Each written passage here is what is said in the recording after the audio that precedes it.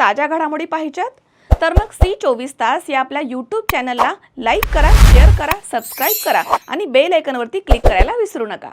मुख्यमंत्री बळीराजा शेतपानंद योजनेअंतर्गत खुले करण्यात आलेल्या सर्व शेतपानंद रस्त्यांमध्ये पुन्हा अडथळे निर्माण करणाऱ्यांवरती कठोर कारवाई करण्यात येणार आहे।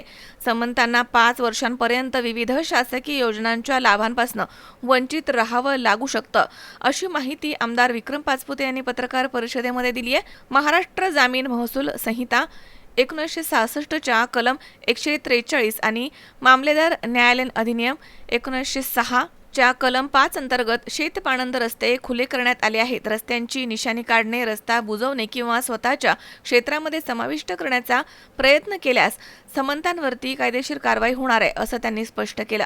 श्रीगोंदा तालुक्यामध्ये आतापर्यंत सुमारे 54 किलोमीटर शेतपानंद रस्ते खुले करण्यात आले आहेत। उर्वरित रस्ते देखील शेतकऱ्यांच्या सहकार्यानं लवकरच खुले करण्यात येतील असा विश्वास त्यांनी व्यक्त केला।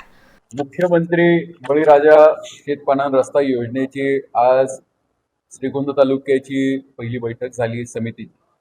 या बैठकीमध्ये काही गोष्टी ज्या प्रकर्षाने महत्त्वाच्या आम्हाला वाटल्या, समितीच्या सर्व सदस्यांना वाटल्या की ज्या आपल्यापर्यंत पोहोचल्या पाहिजे, आपल्या मार्फत सर्वसामान्य जनतेला सुद्धा माहिती झाल्या पाहिजे। महाराष्ट्र शासनाने सर्व शेतपानंद रस्ते खुले करण्यासाठी ही आमची समिती स्थापन घटित केली आणि या समितीच्या माध्यमातून श्रीगोंदा तालुक्यामध्ये जवळजवळ 54 किलोमीटर रस्ते हे मागील काही दिवसामध्ये खुले झालेले आहेत। आणि मला सांगायला आनंद आणि अभिमान वाटतो की श्रीगोंदा तालुका हा अहिल्यानगर जिल्ह्यातील सगळ्यात जास्त रस्ते खुला करणारा तालुका झालेला आहे।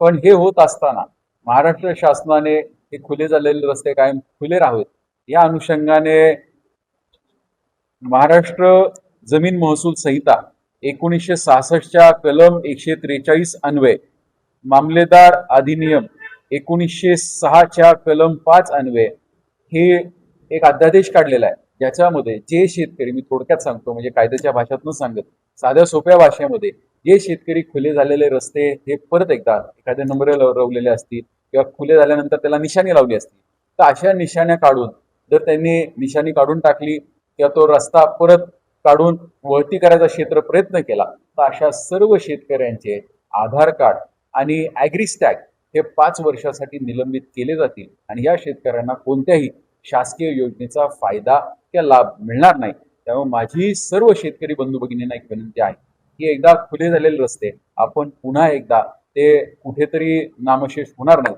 या दृष्टिकोनातून पुढाकार घेणं गरजेचं आहे।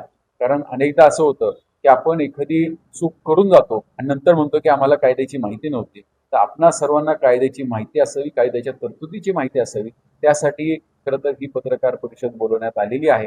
आणि आपल्या सगळ्यांच्या सहकार्याने श्रीगोंदा तालुका हा जिल्ह्यातच नव्हे तर राज्यामध्ये या योजनेमध्ये अग्रेसर होण्याच्या काय म्हणतं पावलावर पाऊल टाकत पुढे चाललेला आहे, या मार्गावरती मार्गस्थ झालेला आहे। आपल्या सगळ्यांच्या सहकार्याची आम्हाला गरज आहे।